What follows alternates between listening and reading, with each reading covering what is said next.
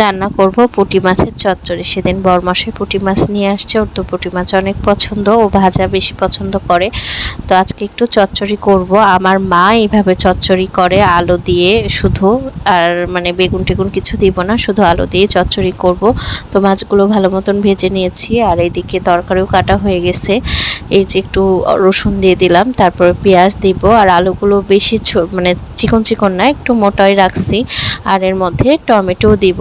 মানে এই যে চচ্চড়িটা অনেক স্বাদ হয়, মানে আমার মা এভাবেই করে, তো খেতেও ভালো হয়েছে। আর এই যে কাঁচামরিচ কেটে দিয়েছি, এর মধ্যে শুধু জিরার গুঁড়া দিব আর একটু ঝালের গুঁড়া দিব, বেশি না, হালকা ওই কালারটার জন্য।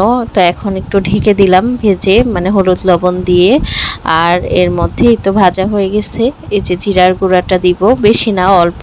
আদা বাটা না দিলেও হয়, আর আপনারা যদি মনে করেন দিবেন তাহলে দিতে পারেন, ওরকম কোনো মানে সমস্যা হয় না, তবে জিরার গুঁড়া দিলেই ভালো হয়। আর এই তো জল দিয়ে এখন ঢেকে দিব, ঢেকে আর একটু সিদ্ধ করে নিব, নেওয়ার পরে মাছগুলো ছেড়ে দিব।